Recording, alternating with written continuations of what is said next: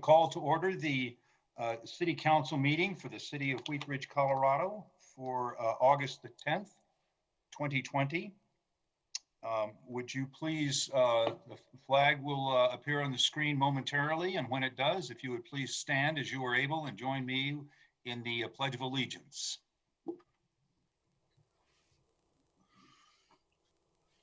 I pledge allegiance to the flag of the United States of America and to the republic for which it stands, one nation under God, indivisible, with liberty and justice for all.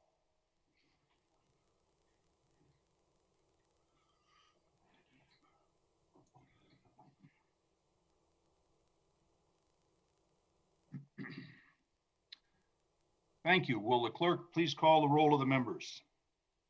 Janice Hoppy. Present. Judy Hutchinson. Present. Zach Urban. Rachel Hulteen. Present. Amanda Weaver. Here. Corey Stites. Here. Leah Dozeman. Here. Valerie Nussler-Beck. Present. Mr. Mayor, all members of the council are present. Thank you.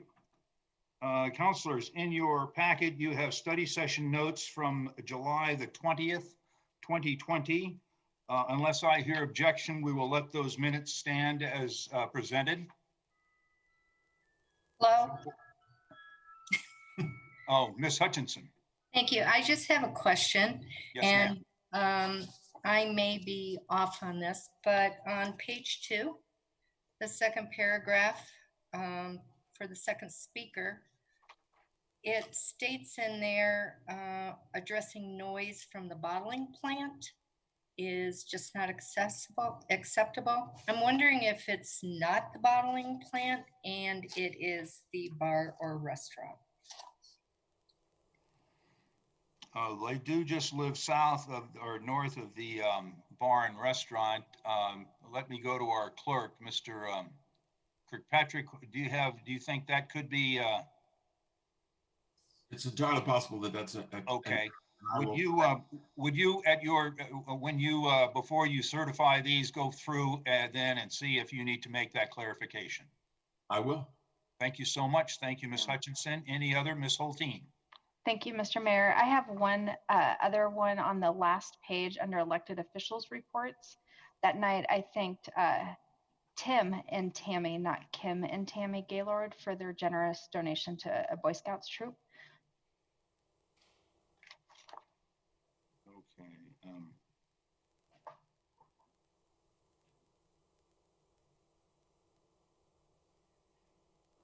So it's Tim, T-I-M? T-I-M. Okay. Thank you. Oh, and it's Glover, not Gaylord. Sorry, I just noticed that too. Glover, Yep. G-L-O-V-E-R. Yep. I will visit my audiologist soon. Okay. Thanks. Thank you very much. Any further notations on the minutes? Okay, our clerk will make those corrections and we will then enter those into the record. Unless I hear objection, we will let the agenda stand as presented. So ordered. We are now at our citizens' right to speak. Allison Scheck is going to help you with this, with our tonight. Citizens may speak on any matter on the agenda for a maximum of 3 minutes under citizens' right to speak. Our Mayor Pro Tem will be our timekeeper. Citizens who wish to speak on a public hearing item or a decision, resolution, or motion may speak when that item comes up on the agenda, not at this time, at the conclusion of the staff report on that specific item.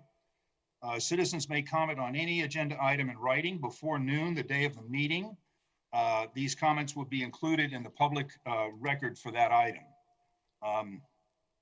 A citizen comment may also be made in person at City Council chambers by making arrangements before noon on the day of the meeting on the Zoom virtual format with the raise your hand function and on the telephone. So I'm going to ask If you would like to speak now, to raise your hand on the Zoom format, and we will go to those speakers first. I'm going to go to Ms. Scheck, and do we have anyone raising their hand that would like to speak? Mayor, I'd like to call on Rob Robinson with Amanda Opp on deck.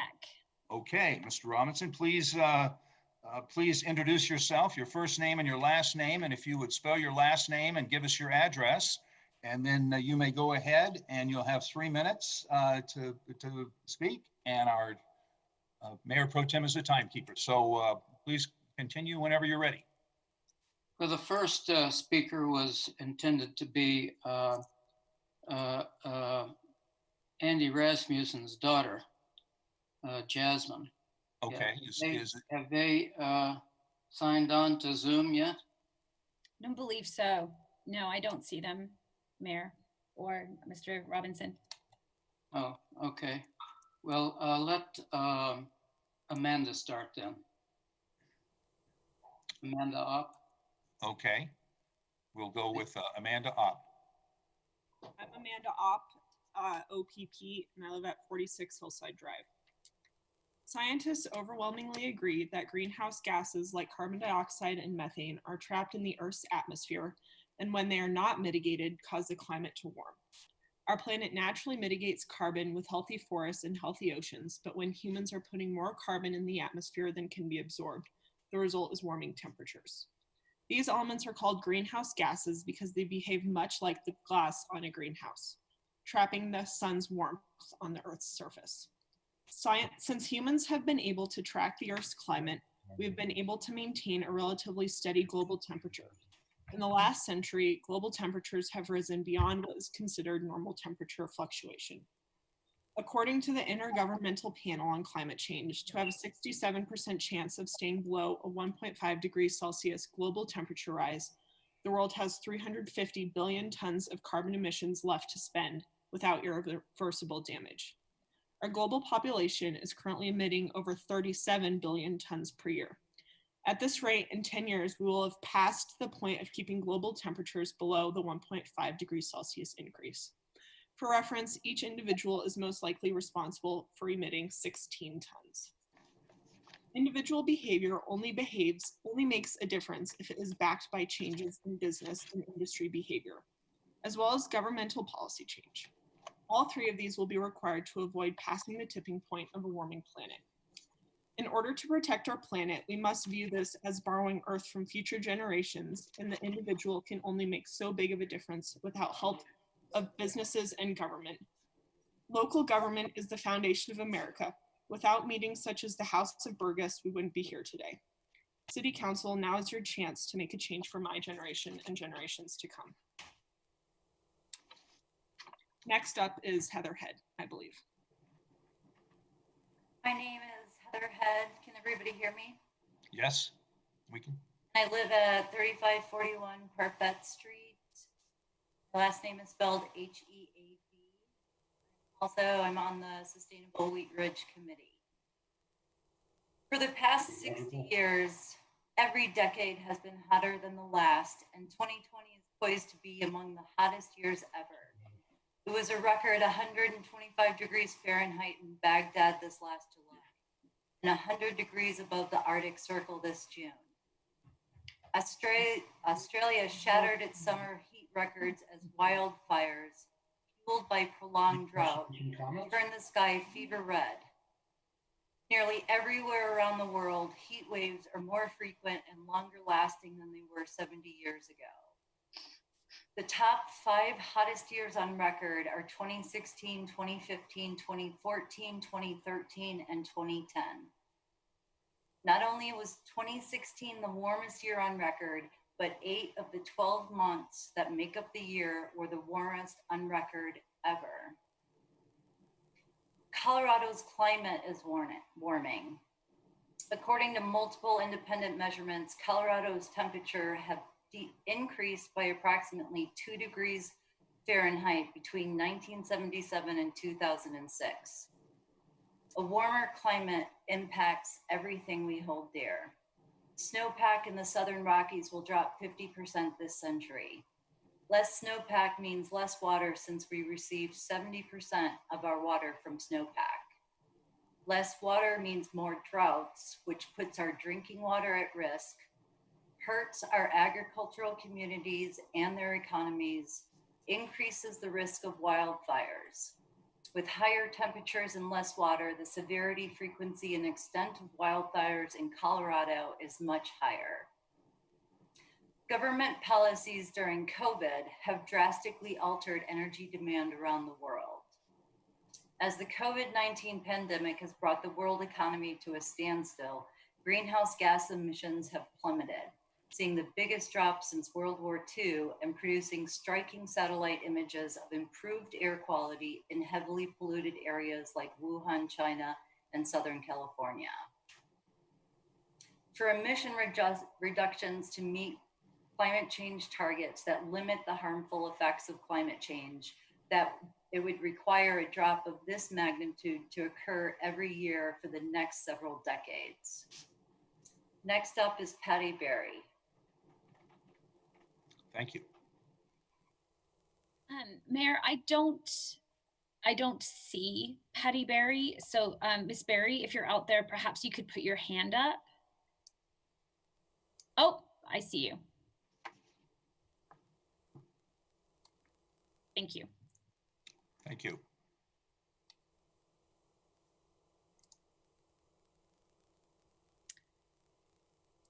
Miss Berry, I believe if you can just unmute yourself, I believe the mayor is ready for you to speak. Can you hear me? Yes, I can. Thank you. Please go Okay. ahead. Great. My name is Patricia Berry Levy, L-E-V-Y. I live at 3275 Upham Street in District 1. I'd like to talk a little about some of the impacts of climate change on our health. Climate change and fossil fuel air pollution are intimately linked. Burning fossil fuels harms our health directly by generating pollutants and indirectly through release of greenhouse gases. These lead to a variety of harmful effects on our health. As temperatures rise and air pollution gets worse, stresses are placed on the heart and lungs. We see links to increased hospitalizations and deaths from cardiovascular disease, as well as more asthma attacks and other breathing problems. Climate change makes allergies worse. Overall, those most affected by air pollution include children, in whom it may potentially cause asthma, pregnant women by contributing to premature birth, low birth weight, and stillbirth, and the elderly. Health impacts of what now seem to be regular drought-enabled forest fires include COPD-like symptoms from the smoke. The impact from fires is similar to what you'd see from air pollution from other sources, such as heavy traffic. That's because forest fire smoke and urban pollution share a key ingredient, fine particulate matter. These tiny particles cause irritation and inflammation that can affect all parts of the body. Lastly, the COVID-19 pandemic has provided a wake-up call for climate change generally, and a test run for all the diseases that may be unleashed in the decades ahead by warming. The virus is a potential harbinger of future pandemics that can be brought about if climate change continues to destabilize the natural world. Scrambling ecosystems, collapsing habitats, rewiring wildlife, and changing the rules that govern all life on Earth. Let us together send a message that we understand the importance of action and support measures that lead to reducing our carbon emissions in order to protect ourselves and future generations. Next is Rob Robinson to summarize. Thank you very much. Rob Robinson, whenever you're ready, unmute yourself and you may proceed.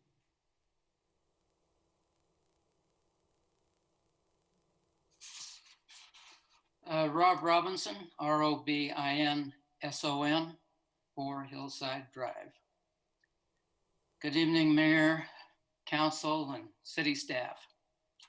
Now, on behalf of the preceding speakers and the Sustainable Wheat Ridge Committee, it's my job to ask the City Council to speak out for federal action on the climate crisis.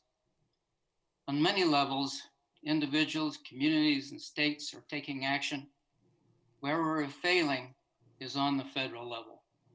The action we're asking the City Council to take is a simple, no-cost action.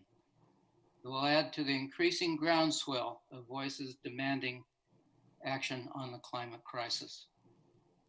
We are asking the City Council to issue a resolution calling for passage of an act currently under consideration in Congress. The bill is H.R. 763, the Energy Innovation and Carbon Dividend Act. Congressman Perlmutter is a co-sponsor. There are four major components to the act. First, there's a fee on carbon production, which creates market-driven demand for cleaner energy. Two, from the fees collected, a dividend is paid to Americans on a monthly basis to offset cost increases. Three, there's a border adjustment, which ensures competitiveness of American manufacturing and creates an economic incentive for all nations to price carbon. And four, there's a regulatory adjustment, which avoids redundant regulation of greenhouse gases. Economists estimate that the act will single-handedly reduce greenhouse gases by 40%. 3,500 economists support carbon pricing. The last survey of Wheat Ridge residents showed strong support for environmental sustainability.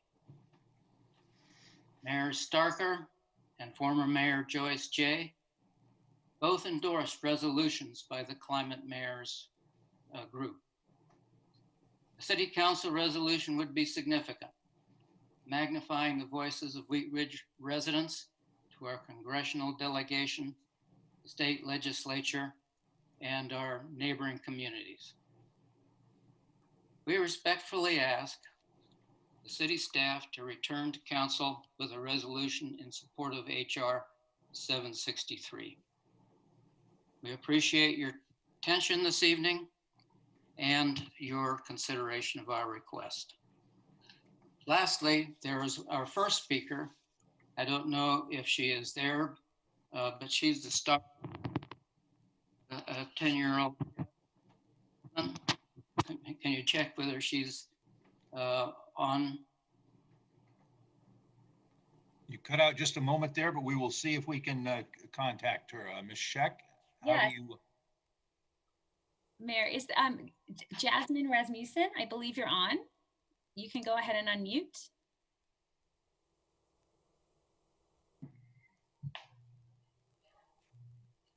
Are you there, Jasmine? Yes, I am. Okay, Right Jasmine, ahead, we're all listening. thank you for joining us, and you may continue whenever you're ready. Hello, my name is Jasmine Rasmussen Loza. Today we will be presenting some of our perspectives on climate change and how it affects our world today and in the future. We would like you as City Council to support the HR 763 Dividend Act. According to Wikipedia, this bill processes a fee on carbon at the point of extraction to encourage market-driven innovation of clean energy technologies to reduce greenhouse gas emissions. I live here in Wheat Ridge, Colorado. I'm in 6th grade. Humanity is like the naughty kid in the class. When one person messes up, it's messed up for the rest of us too, and we'll all end up fixing it together. In classrooms all over the world, there's always that one kid who messes it up for everyone else. The one kid who changes everybody else's plans.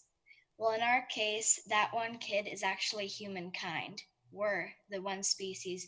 We're the naughty kid. One of the ways we got to this position was by creating these giant factories that produce so many smokestacks a day we've lost track. On walks at school, it's very easy to notice the brown cloud hovering over our cities. It's very simple to see that that brown cloud is here because of us. One thing that definitely doesn't help our case is Suncor, or Bucor as I've always called it. and factories all over the world similar to it. If it weren't for humankind, this planet would still be the clean, peaceful place it once was. If it weren't for humankind, there wouldn't be trash scattered across our planet. Our Earth has been warming so fast that our biggest ocean coolers, the icebergs, have actually started to melt and break into the ocean, making our planet even warmer. We've also been having terrible wildfires in Australia, which are thought to have killed around 3 billion animals, if not more. All of this is due to climate change and our actions. In the last century alone, our Earth has warmed 0.7 degrees Celsius, roughly 10 times faster than it should have risen in the past century. If we can all just work together, change our ways, and make more environmental decisions for our community, then maybe we can save our planet and make it the place it once was. Thank you. Thank you very much, Jasmine, and I want to thank all of the speakers who have joined us tonight to talk about this piece of legislation. Thank you for your thoughtful remarks. Ms. Scheck, do we have additional speakers in our Zoom format? Mayor, I don't see anybody with their Zoom hand up. Okay. Is there anyone joining us on the telephone or another device who would like to speak under citizens' right to speak? This is your opportunity. If you'll unmute yourself and ask and speak up, I'll recognize you.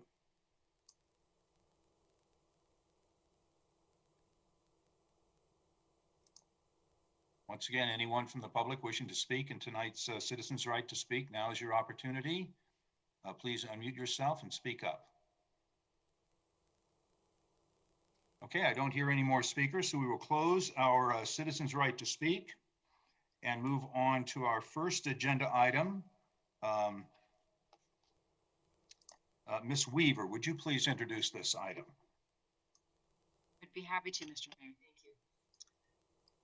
This is resolution number 41, 2020, a resolution approving an enhanced sales tax incentive program agreement with Applejack Wine and Spirits in an amount not to exceed $990,146 or for 10 years, whichever shall occur first. Would you like me to read the issue at hand? You know, I would imagine we have a report coming on this from staff, so I think we will not read the issue, but thank you very much for that introduction. This is a public hearing for a resolution. It is not quasi-judicial. I'm going to open the public hearing and see if I was right. Mr. Goff, do we have a staff presentation on this? We do.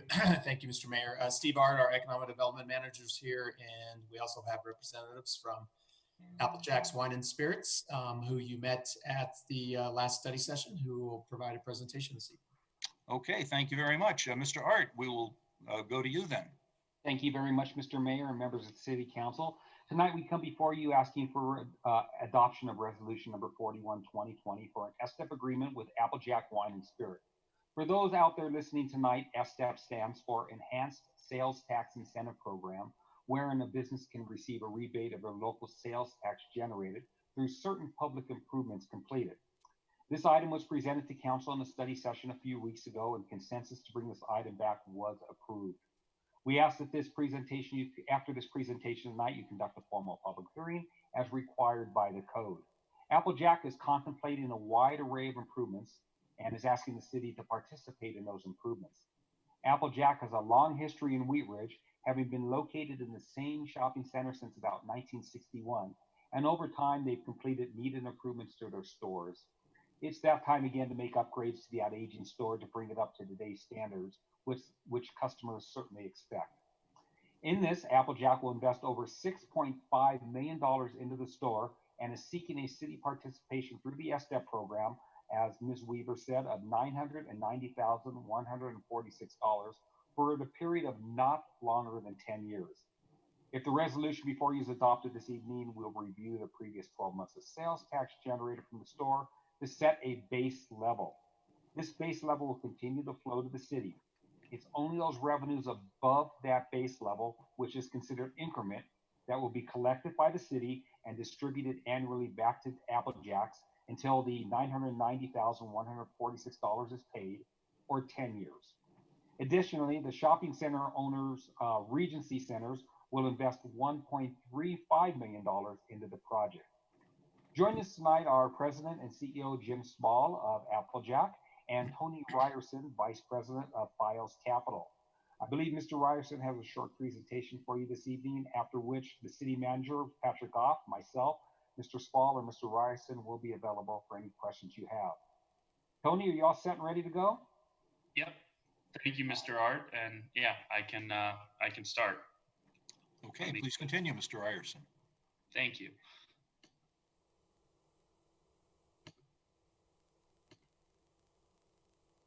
All right.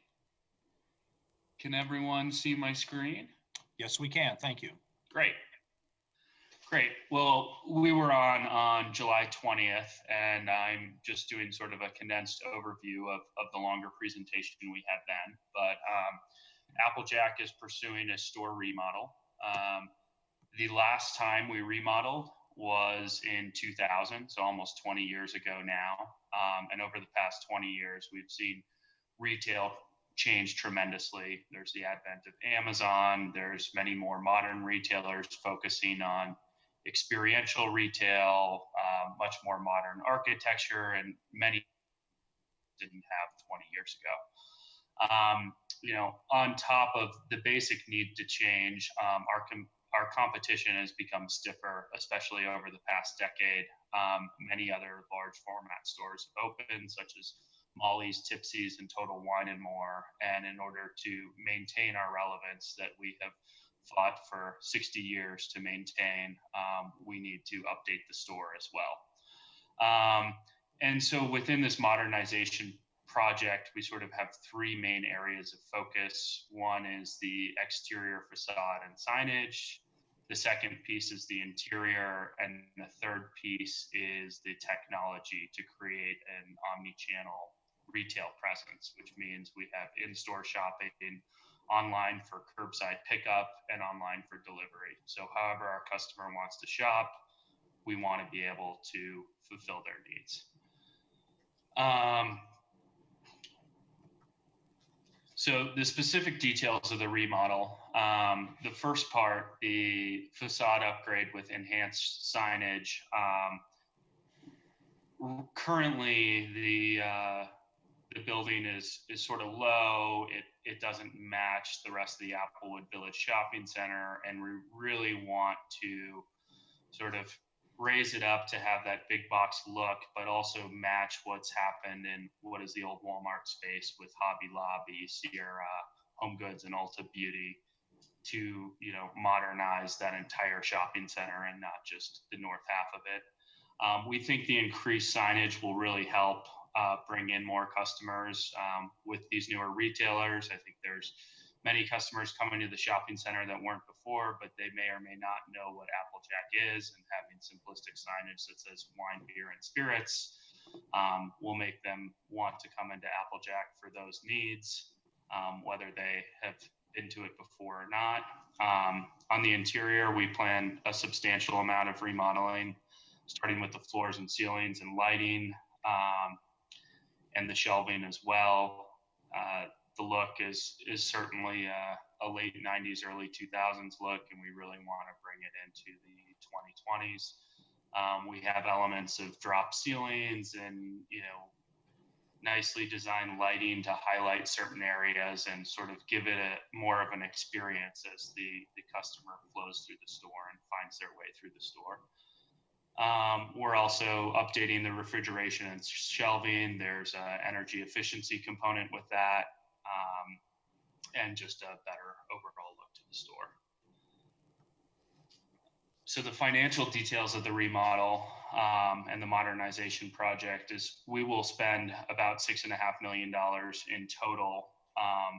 Roughly 3.2 million of that are hard construction costs, and then there's significant upgrades in our technology stack, as well as advertising to bring people into the shopping center and let them know what's going on, and highlight some of our services like curbside pickup. That's been tremendously successful, especially with COVID-19. In that $6.5 million, we're requesting that the city of Wheat Ridge reimburse us through the E-STEP program for an amount not to exceed $990,000. Regency Centers, the landlord, has agreed to pay $1.35 million, and Applejack will foot the rest of the bill. With that, I'll show you a couple of the renderings here. So we have the exterior facade. Applejack Wine and Spirits clearly highlight that we're a wine and spirits store.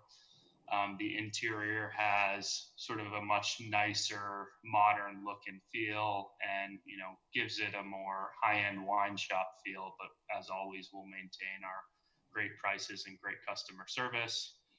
And wrapping around the building, we want metal paneling to match what is going on in the rest of the shopping center, and increased signage, and particularly increased signage to highlight our curbside pickup. That's been a tremendously increased business since COVID. Many of our customers, still want to come to Applejack, but may or may not feel comfortable coming into the floor with a pandemic going on. So the signage will help with that and ease the flow of traffic in the shopping center and help everyone navigate a little more efficiently and easily.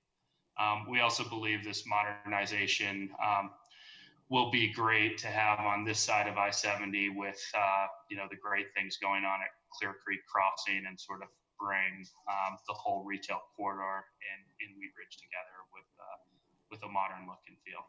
So with that, I'm happy to answer any questions. Thank you. Thank you very much. We're going to wait on questions for just a little bit. Do we have any more presentation, Mr. Art? We do not, Mr. Mayor. Thank you. Okay, thank you very much. Before we go to questions from council, I would like to open it up to the public for comment on agenda item number 1. If you would like to comment, please raise your hand in the Zoom format. And then after we have finished with that, we will go to the telephone. Ms. Scheck, is there anyone with their hand up in the Zoom format who would like to speak on this item? Mayor, I don't see any Zoom hands up. Okay, is there anyone on the telephone who or another device who would like to speak on this item from the public? Please unmute yourself and we will bring you into the conversation. Okay, I don't hear anyone from the public wishing to speak on this item, so we will close that portion, and I will open the floor up to questions from council.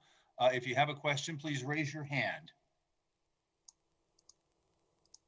Ms. Hoppy. Thank you, Mr. Mayor. I thank you for the presentation, and the presentation of the study session was very thorough.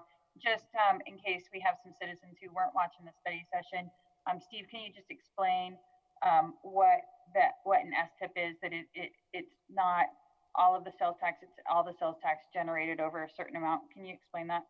Correct. For our citizens? Yes, be happy to. So when we signed the agreement, we set a base level, and a base level looks back the last 10 months and says, here's what the sales tax that was generated there. That level stays the same and continues to flow to the city.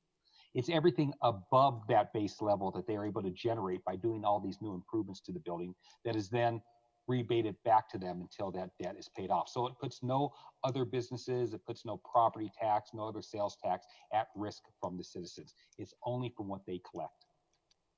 Thank you. Thank you. Additional questions from council?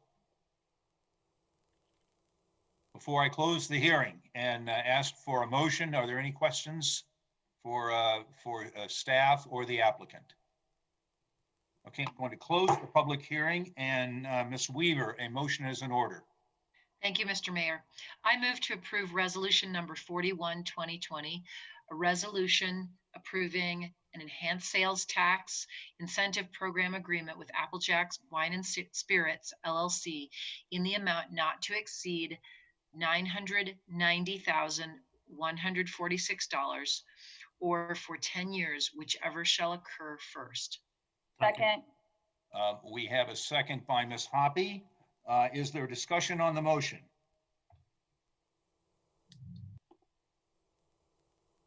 Okay, seeing none, we will go to a vote. All those in favor of the motion, please raise your hand so that the clerk can record the votes.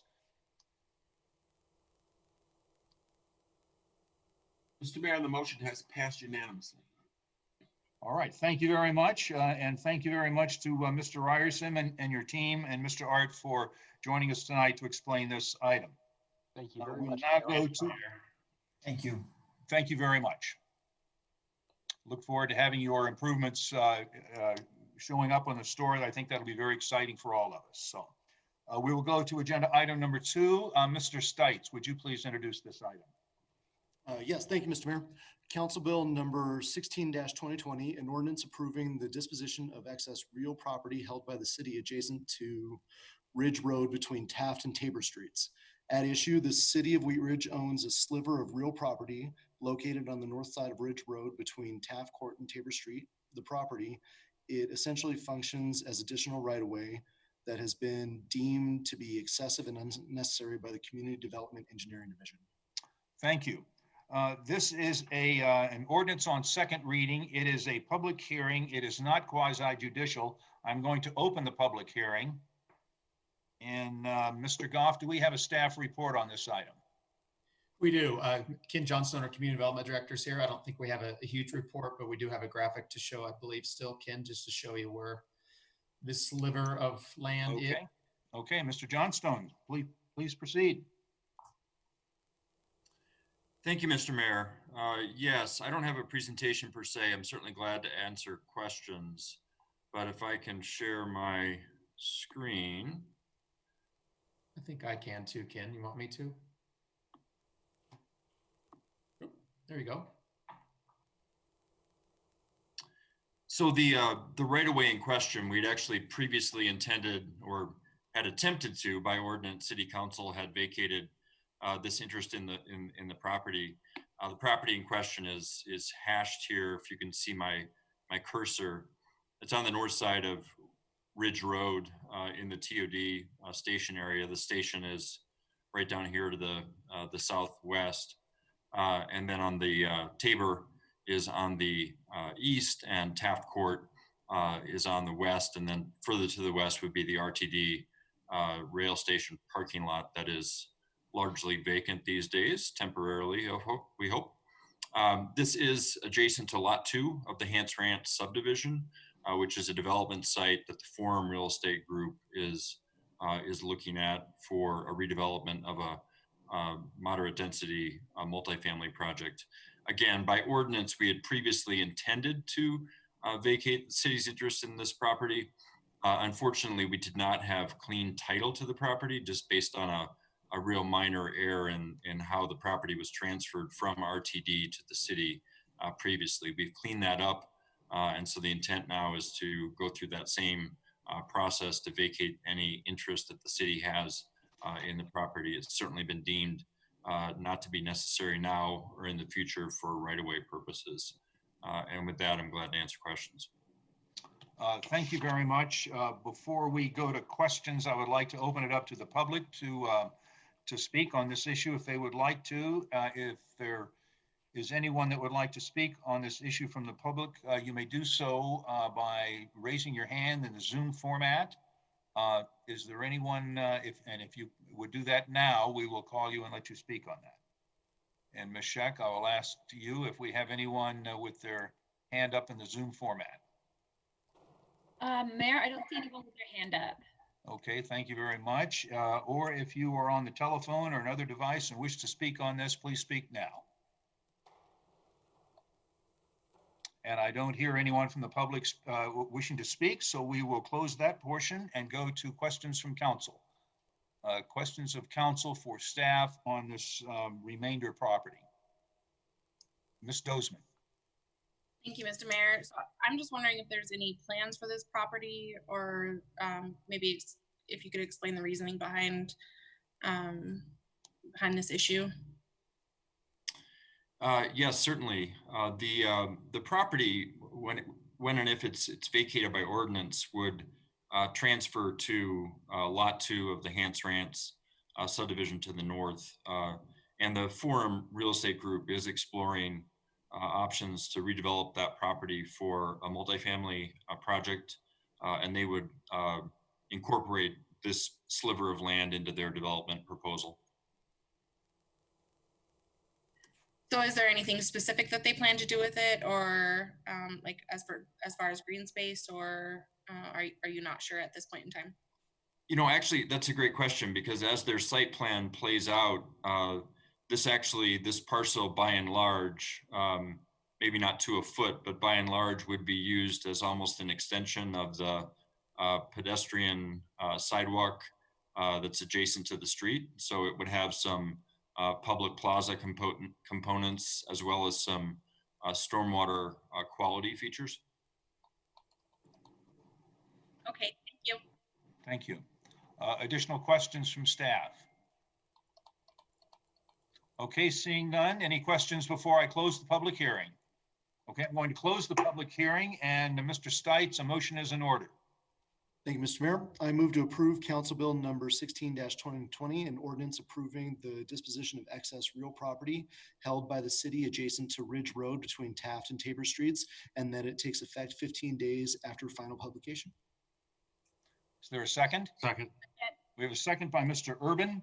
And before we go to a discussion, I want to clarify with the clerk what our ordinance number is on this. I believe it's 1696. I'll have to confirm that. Okay, until we hear otherwise, we'll go with 1696, did you say? Correct, Mr. Mayor. Thank you. Okay, is there discussion on the motion? Okay, seeing none, we will close discussion and go to a vote. All those in favor of the motion, raise your hand, please, and will the clerk please poll the council?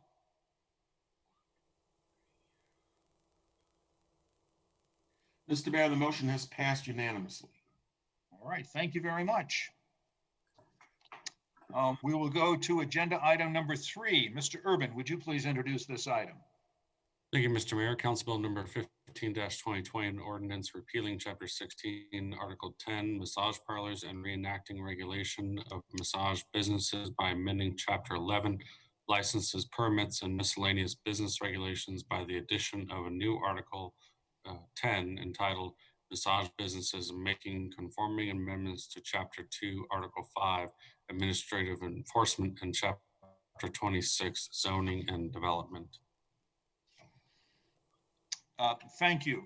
This is an ordinance on second reading. It is a public hearing. It is not quasi-judicial. But I am going to ask our clerk, what is our ordinance number on this item? 1697, Mr. Mayor. Okay, this is ordinance number 1697. Mr. Goff, do we have a staff report on this item? We do. We have a full team here this evening, but it's going to be led by Commander Daryl Guadagnola, and I believe, and we'll start with him. And we have quite a few others here who can help answer questions.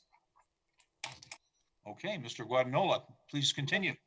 Thank you very much. I am going to have Ms. Scheck run the PowerPoint slides for me, so we'll have her bring up the presentation. We're going to talk about massage businesses in Wheat Ridge. If I could go to the next slide. I'd like to take a moment to sort of set the table for this presentation by briefly recapping where this initiative has come from. You may recall back in November of 2019 when this council met for the first time, you all heard from me about the exciting topics of sex trafficking and the utilization of massage-oriented businesses to facilitate criminal activity. At that time, I also spoke about the limitations of our current ordinance with regard to our ability as a police department to permanently eradicate these types of illegal businesses. From April of 2019 until the time I spoke to council, 10 separate businesses had been identified as possibly being illicit massage businesses. I spoke about enforcement steps we've taken, such as writing summonses to individuals in these businesses, and the fact that many of these businesses are so lucrative that operators will happily pay a fine and then continue to operate illegally. Ultimately, my presentation addressed the need to have the tools in place for the city of Wheat Ridge to identify and eradicate those businesses engaging in illicit activity. These types of businesses have a negative impact on the quality of life of the people who live, work, and visit Wheat Ridge. In November, you reached a consensus with regard to allowing staff to move forward with looking at changes in the Code of Laws. Along with this, there were requests and concerns the council as staff to deal with during this process. I want to recap those briefly. First and foremost was the need to have stakeholder meeting and solicit input from massage businesses in the community. There were concerns voiced regarding the self-employed or individual proprietorships and how much money it might cost a legitimate business to comply with a change in the law. The ability of a sole proprietorship or single provider to lock a business door for safety if a client is present, and what requirements might be imposed on a massage therapist's clothing. As I sit here today, I'm happy to report that staff has worked to address all of these concerns, and we've incorporated feedback we've received during this process into our proposal. I'll take a moment before I conclude today to address each of these concerns individually. Our goal for the proposed regulation changes is to encourage and help legitimate massage businesses thrive while protecting the health and safety of Wheat Ridge residents and visitors, as well as promote Wheat Ridge as a place for exceptional business. Next slide, please. Essentially, what this proposal does is repeals Chapter 16 of Article 10 regarding massage parlors and amends Chapter 11, which addresses license permits and miscellaneous business regulations. Ultimately, what this does is make two big changes. First, massage therapy will now be included in our regulations. Under our current structure with massage parlors in Chapter 16, massage therapists are exempt and looked at differently than massage parlors. This will no longer be the case. The other change this proposal makes is that it allows the city to regulate these businesses under licensing as opposed to using the unlawful acts provisions currently under Article 10. These code changes were put together by City Attorney's Office, and I'd like to introduce Jane Greenfield, and of course you all know Jerry Dahl from the City Attorney's Office, and have them touch briefly on what happens in the code and why under this proposal. Let me start, and then I'll hand over to Jane. Council may remember that Jane Greenfield was in front of you on the liquor code changes some time ago, and so you'll recall her then. She's worked closely with Commander Guadagnola and the folks in licensing at the city to evolve this ordinance. And I appreciate Commander Guadagnola making the distinction that frankly, the more effective way to deal with illicit businesses while at the same time recognizing the rights of and not overly burdening legitimate businesses is frankly a licensing structure rather than what the city has had in the past that really has not been that effective a tool, which is a criminal structure. And so the licensing structure, we believe, is really a much more effective way to do both of those things. And we have drawn comfort and examples from other communities. City of Aurora in particular has been pretty successful with its licensing regime. And this ordinance is based in part on that Aurora ordinance, but of course we've revised it to reflect the needs of the city and working closely with the police department. I know that Jane has a wealth of information on this and has been in the trenches with the police department and licensing to prepare it.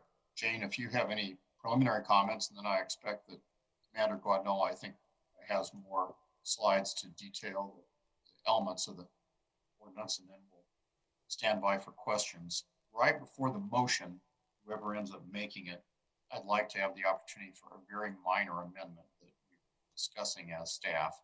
And we'll get to that then, but I just want to put a marker down that when the motion does come up, if you can allow me to interject a very short amendment, I'd appreciate it. With that introduction, I'll hand over to Jane, and she can hand back to Commander Guadagnola when she's ready. Jane, are you there?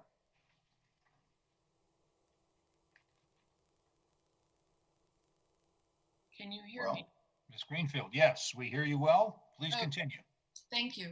I just wanted to add one thing to what Commander Guadagnola and Jerry Dahl have indicated regarding this change from regulation of massage parlors to regulation of massage businesses in all forms.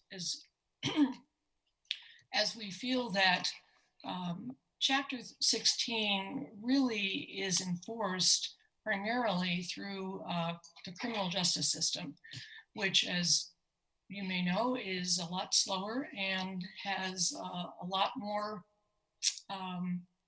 procedures involved than regulating something through your administrative enforcement section in Chapter 11. So there is a summary provision in the new chapter that we're recommending to you, which will allow the police department to much more rapidly address any issues that might arise in the case of what we would consider an illegal massage business. And with that, I'll turn it back for any questions or for the rest of Commander Guadinola's presentation. Thank you very much, Ms. Greenfield. Commander Guadinola, whenever you're ready to go, please continue. Thank you. Currently, massage businesses are required to obtain a business license. If a massage business that does not have a licensed massage therapist providing massages wanted to open, they would be required to get a massage parlor license under our current law. At present, we do not have any massage parlor licenses issued. The proposed change will create 2 additional licenses for massage businesses: a massage business license, which has a proposed fee of $25, and a massage business manager's license, for which there will be no charge. These 2 licenses are in addition to the City of Wheat Ridge business license, which currently costs $20. Massage businesses will have 90 days after the effective date of this ordinance in which to obtain their new licenses. All of the license renewals will be due annually by January 31st each year. And in an effort to make this as business friendly as possible and incentivize prompt compliance, the $25 massage business license fee will be waived if it's obtained within 30 days of the enactment date. All licenses issued subsequent to this ordinance change will be valid until December 31st, 2021. Now, the purpose of the massage business license is to ensure that the unique requirements involved in operating a business of this nature are met. The application information required for this license will include confirmation of ownership eligibility for any owner or owners with more than a 10% interest in the business, and will check for possession of or permission to use the physical premises where the massage business is located. This may include a review of the lease or other documents. The completed application will also include the names and massage therapy license numbers of all the therapists practicing at the business. Finally, the license will ask about any criminal or disciplinary history related to the massage business. As you are all aware, there are many industries that by nature are subject to regulations beyond those of other businesses. This often is due to the potential for criminal activity that arises out of these businesses. Alcohol and marijuana establishments are a great example of these. Given the propensity for human trafficking and other criminal conduct to take place at massage-oriented businesses, we believe these additional regulations are in order. Moving on to the massage business manager's license. This will be required for each on-site manager. This application will collect information about the applicant so that a background check can be conducted. Each business subject to the code will be required to have an on-site manager during their hours of operation. There's no limit to the number of manager's licenses a business can have, and the city will not charge a fee for a manager's license. If you recall from my time before you in November, one of the challenges that we face when we deal with these businesses is absentee owners, or the lack of anyone on the premise when we're there with authority with respect to the business. The requirement of having a licensed manager on site during all hours of operation will change this. Please note that an individual massage therapist operating a massage business as a solo practitioner is not required to obtain a massage business manager's license. There are a couple of other exemptions to licensing that I will address shortly, but first I want to talk about denials. If I could have the next slide. A license may be denied as a result of a previous or pending criminal investigation, which has led or could lead to the suspension, revocation, or voluntary surrendering of one state-issued massage therapist license. In addition, it might be denied if a background check on any owner or manager reveals certain crimes such as sexual misconduct with a child, prostitution, embezzlement, money laundering, or other crimes that would raise a question about the character of the individual. If there is insufficient proof that the applicant possesses a state massage therapist license, the license will be denied. And if the location of the business has had a massage business license revoked or surrendered for cause within the previous 24 months, the license will be denied. You may also recall when I was before you in November, another common issue we encounter is the same illegal business occupying the same space and merely taking on a new name. This will be prevented from happening under this ordinance. Next slide. I mentioned there were some exceptions for licensing. First among these are solo practitioners who do not use a business name or an assumed name. It also includes sole practitioners who, although using a business name or assumed name, provides the massage therapist's full legal name or license number in each advertisement and each time the business name or assumed name appears in writing. State-regulated businesses, including training rooms, medical offices, and chiropractic facilities are also exempt. Next slide. Additional requirements under this code: all therapists must have a valid Colorado Massage Therapist license, a copy which must be available for inspection on site. The business must operate with a licensed manager on site. The business may not operate between the hours of 9 p.m. and 6 a.m. All interior and exterior doors must remain unlocked unless the business is operated as a home occupation or there is only one employee on the premise. The business cannot be used for housing, sheltering, or harboring any person unless the business is operated as a home business. Employees must be fully clothed. A table shower is prohibited unless it is approved as part of the issued massage business license. No sexual acts can take place in the course of business, and any such acts must be reported to the Wheat Ridge Police Department. The business must comply with the city inspection requests and may not attempt to elude city inspection by exiting out the back doors or remaining behind locked doors. Employees of the business must provide identification to the city inspector upon request. The business must maintain a list of all employees and contractors on site, including the name, position, address, start date, and have such available for inspection, and a log of each massage given to include the date, time, type of massage, and therapist must be maintained and available for inspection on site. Next slide.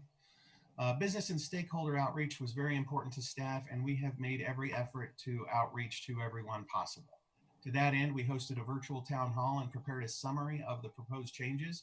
At that time, we invited all of our massage businesses to the town hall, and we had 32 massage businesses in the city at that time. We actually ended up sending 33 invitations because during this process, we learned about one potential massage business owner, and we wanted to make sure they had an opportunity to give us any input. Through this process, we identified one massage business in the city that was operating that was not licensed.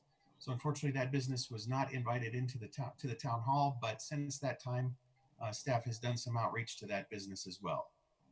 We received 5 RSVPs to our town hall event. During the town hall, we were joined by an industry representative, and the industry representative who joined the town hall could be characterized as being quite supportive of the steps we were trying to take. At one point, staff asked the representative whether or not there was anything in the proposed ordinance that would be difficult for a legitimate massage business to comply with, and the answer was no. Businesses that RSVP'd but did not join the meeting have been contacted by staff to ensure any questions they may have had have been adequately answered. Next slide. If council approves this change, staff is ready to move forward. We want to make this process as easy as possible for all businesses impacted to comply with, and we will work with them to achieve these ends. Staff has prepared a communication packet for distribution that includes a summary of the changes we recommend, a copy of the ordinance, and the required licensing forms. Staff has a plan to outreach to all impacted businesses and a goal to have them all submit completed applications under the new ordinance within the first 30 days of the ordinance taking effect, thereby costing businesses nothing and allowing the businesses to be covered with respect to licensing through December of 2021. With regard to compliance, when I spoke to you in November, we had identified 10 massage-oriented businesses in the city that we would characterize as having numerous red flags, being indicative of an illicit business. As of today, that number is 11. We're proposing this ordinance change to help us better address the issue, solve this ongoing problem, and positively impact the quality of life for those individuals who live, work, and visit Wheat Ridge. Next slide. Now, as I mentioned when I started speaking, I wanted to take a moment to specifically address the concerns that were raised by council in November.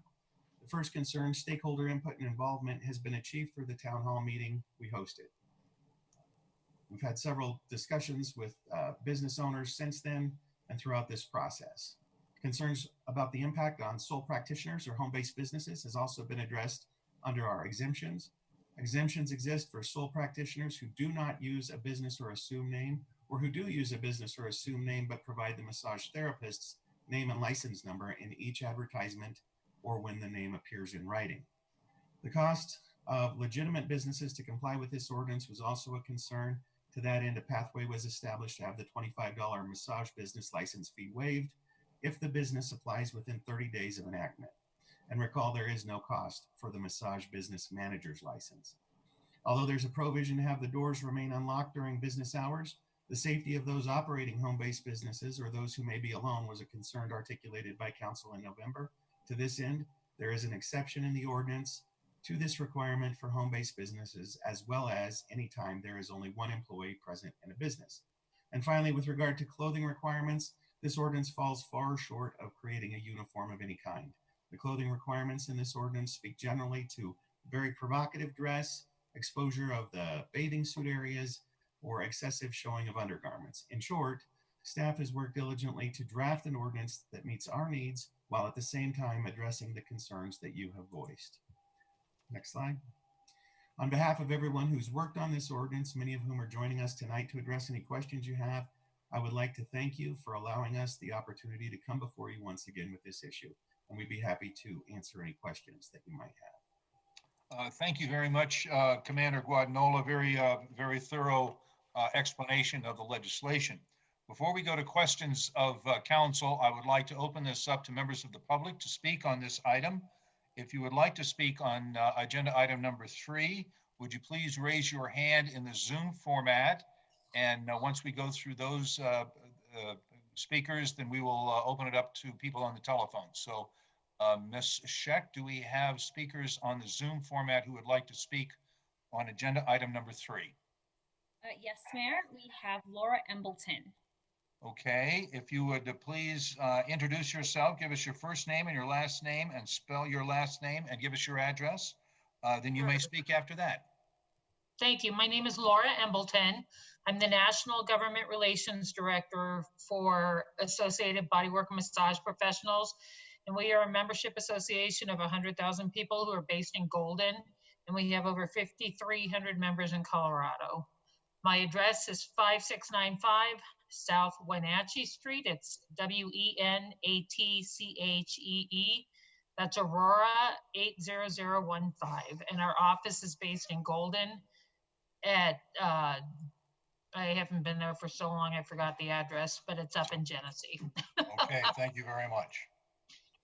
So I would like to thank you for putting this forward, and thank you for changing it from massage parlors to massage businesses.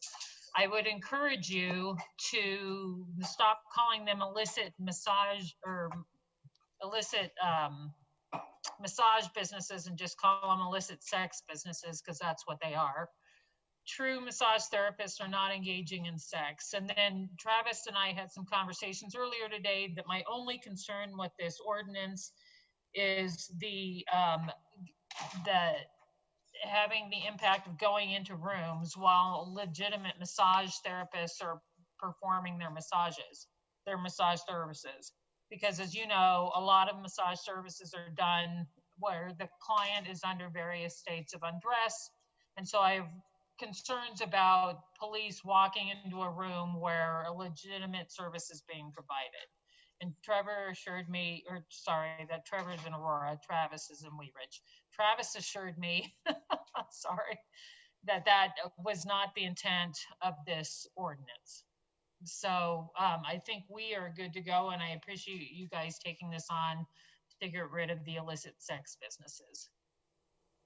Thank you very much, Ms. Embleton, for joining us and for your comments. Ms. Scheck, do we have additional speakers in the Zoom format? Mayor, I don't see any other hands up in Zoom.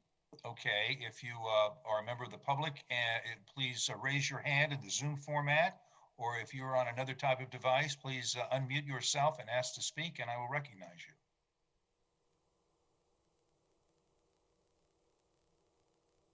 I don't hear anyone coming forward, and just to double check, Ms. Scheck, do we have anyone? I believe we might have Tammy with AMTA. Yes. Okay, Tammy with AMTA, if you would please introduce yourself, give us your first name and your last name. If you'd spell your last name and give us your address, then you may continue. You bet. It's Tammy Schumacher, SCHUMACHER. I'm with the American Massage Therapy Association for the Colorado chapter.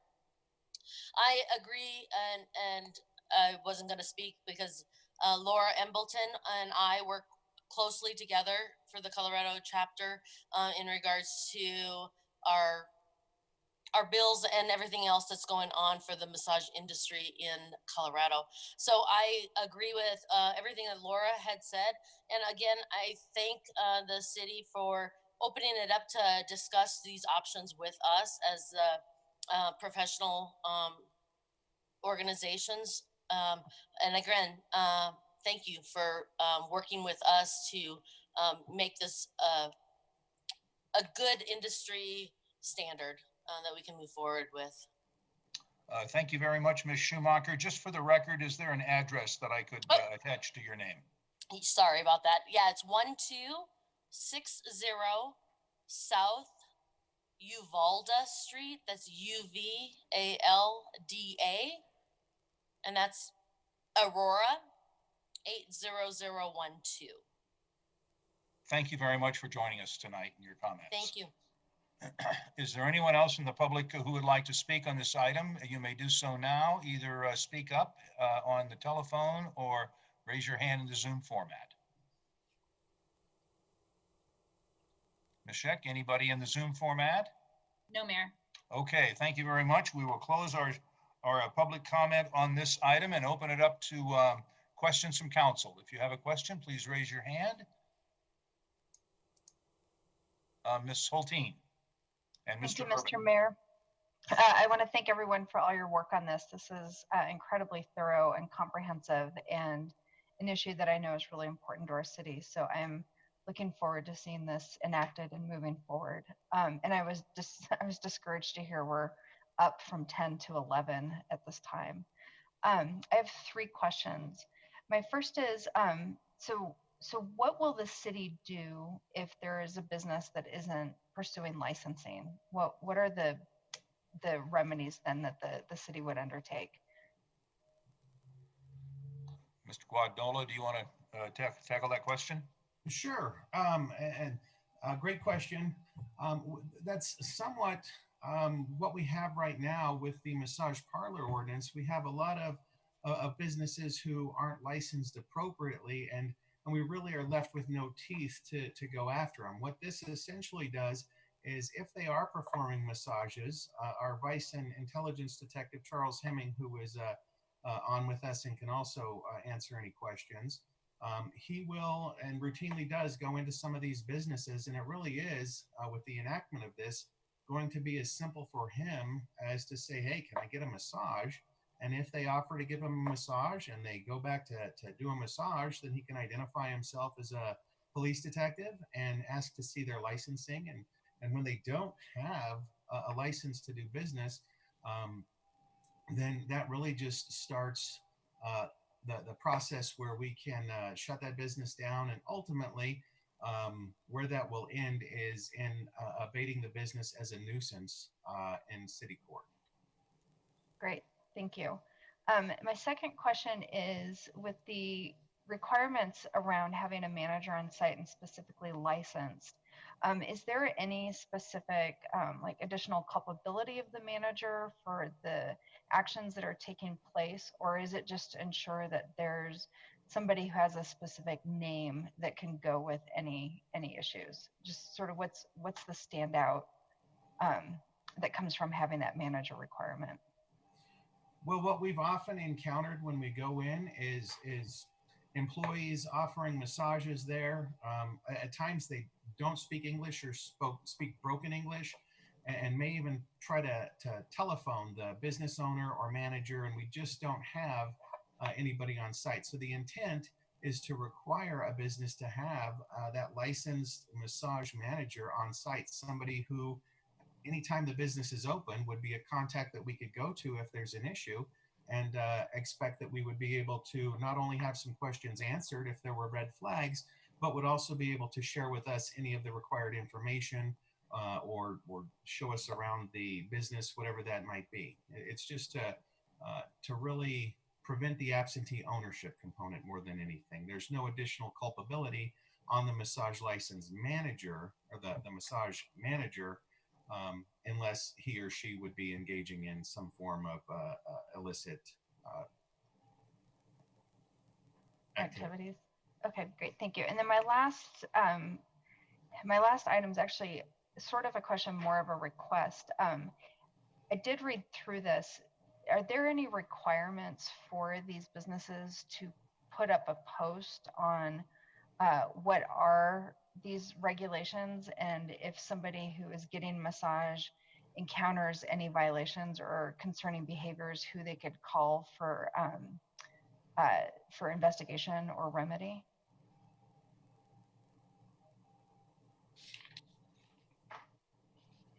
You know, I don't think there's not a requirement in the proposed ordinance that the business itself do anything specific in their advertising. We've replicated the warning and signage that you have in your existing massage parlor ordinances in chapter 16. But there's no, what I would call, requirement to educate the public. Well, it seems this is a pretty extensive regulatory document, and there's a lot of compliance that we're expecting, both principally from the proprietors of the businesses, but we're really talking about, there's a lot of victims and people who are part of this from the consumer side. And it seems to me having some communication mechanism that really informs them of what the expectations are and what their rights are if there's a violation really serves our community and would help the city being able to more precisely enforce this. Well, I will say from time to time, I think the concern that you're addressing, we will get on occasion phone calls that are complaint driven from people who have gone into these businesses expecting, you know, perhaps a legitimate massage and then having been propositioned for something more. And they most assuredly will call the police, and we do get those calls from time to time.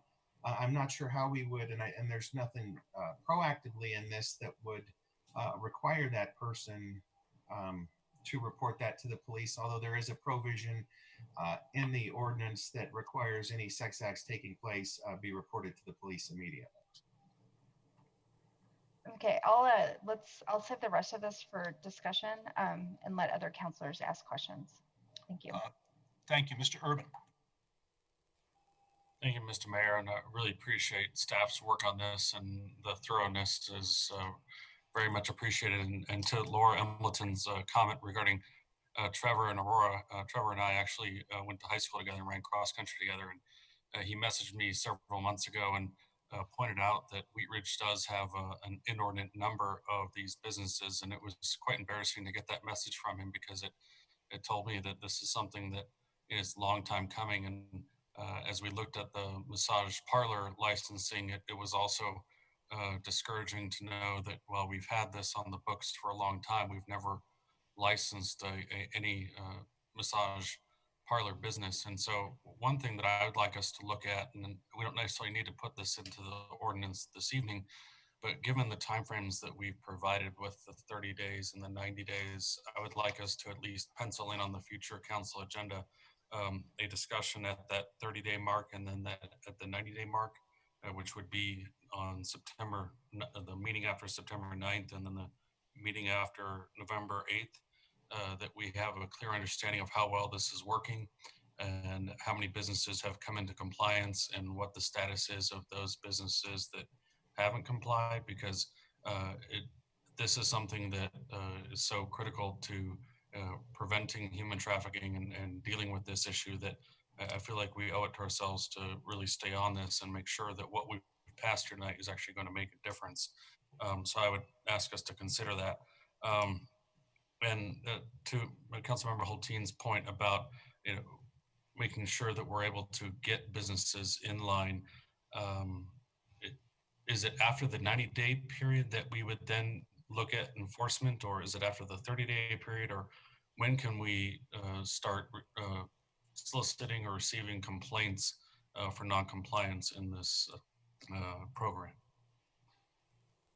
Well, my interpretation is it would be after the 90 days for them to come into compliance. And I really don't see this as being so much complaint driven as it will be a proactive effort on the part of the police department and specifically Detective Hemming to utilize some of these new tools and start dealing with some of these businesses. I would like to add to that, that under your, under the way that you've written the ordinance, while 90 days is the requirement for businesses who already have valid business licenses to come into compliance, there is no such waiting period for any business that has failed to get a business license. That can be enforced as soon as the ordinance is effective. That's very encouraging, and I would like us to look at any ways that we can to address those that are currently not in compliance and get it on that tomorrow, as this will be passed today. So let's see what the other questions I have. I think that those are all the questions I had. I'd also like us, as we looked at the business outreach, to reach out to the landlords of these properties as well, to make them aware of these changes and make sure that they are cognizant of these regulations as well, because it seems like very rarely are the massage businesses also the owners of the property. So if we can do the outreach to both the landlords and the business owners as well. And also the state of Colorado has a database of all licensees we could send out to the sole proprietors as well, to make sure that they're aware of it. As far as coming up with a list of businesses, the state of Colorado has that list available. So that's it. Thank you. Thank you, Mr. Urban. Ms. Hutchinson. Thank you, Mr. Mayor. I'm just thinking of the licensing with being licensed in Wheat Ridge and also to have a massage business license. Why aren't these posted on the wall where the public can come in and just see them? I mean, any place that I go, either you get your hair cut or, doctor, dentist, anything, they have their licenses posted. So I would just think that would be very simple to just have it right there on the walls. The public comes in, they can see it. If it's required to have these types of things, then post them so that the public can just see it. That's just my comment. Thank you. Thank you. Commander, does the ordinance provide for any posting of the license? It provides that they have to produce it if requested to a city inspector, which I certainly appreciate and understand the notion that they could be posted. I think some of the, I don't want to say pushback, but the alternative that we look at in some of these cases is, people are concerned about their identity being out there. They are concerned about somebody stealing their identity, having their license and verification, despite the fact that it can be easily verified online through the Department of, through DORA. But there are concerns that people voice with that. So I think this is kind of a happy medium between that. And certainly, if there are ever any questions that are consumer driven or concerns that we get that are consumer driven, we definitely look into all of those for whatever the basis is for those as well. Thank you. Ms. Hutchinson? Thank you, Mr. Mayor. And on that, I know about licensing, and I'm not asking for addresses and things like that, but if they are licensed through the city of Wheat Ridge, that's all it is a generic kind of a license with a date when it expires, and also the same for the massage business, that they are licensed through the state of Colorado, through DORA or whatever. It doesn't have to be personal. It could be the name of the business. So that doesn't even have to have like their name on it. But this is something, if the public is wondering, is this a legitimate business or not? I don't see how that's getting their identity. It's just protecting the public. Thank you. Thank you, Ms. Hoppy. Thank you, Mr. Mayor. Mr. Goff, correct me if I'm wrong, but I think that when you do get licensed as a business in the city of Wheat Ridge, it asks you to post your business license on the wall where it can be seen. So am I wrong about that? I'm almost positive I have to post my licenses on the wall. Corey, I see Corey nodding his head also. Yeah. You are correct. So I think, Ms. Hutchinson, that kind of addresses your situation. They should already have to post. It's not necessarily in this massage ordinance, but it's somewhere else in our code that they have to post their business license on the wall. Thank you. Before I close the public hearing and ask for motion, is there any other questions that council have of staff on this item? Okay, I'm going to close the public hearing, and I'm going to go to Mr. Dahl. I wanted to make certain that when you get to the point of a motion, that I can tell you a quick amendment to be able to address the licensing requirements or landscape for solo practitioners. We are going to go to a motion as soon as you give us that advice.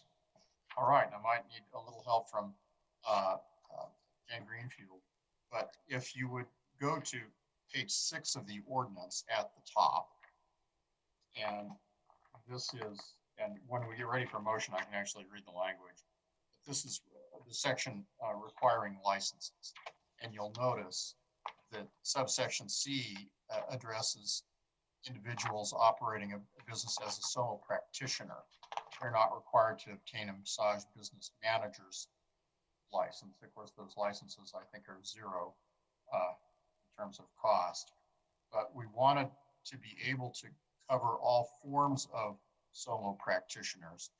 And the way to do that will be to add a phrase in that subsection C that would be after the words solo practitioner, and the phrase would be, but who is not exempt from licensure under section 11-232 definition of massage business, which, as you might recall, is a lengthy list of exemptions for massage businesses. One of those is a solo practitioner who doesn't use a business or assumed name.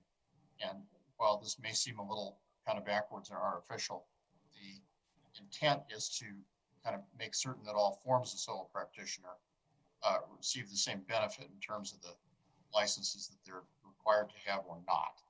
Jane, did I miss any subtleties there that you want to add? No, except that I would, if someone wants to go directly to section 11-232 definition of massage business under subsection small I, we should probably include that in the additional phrase.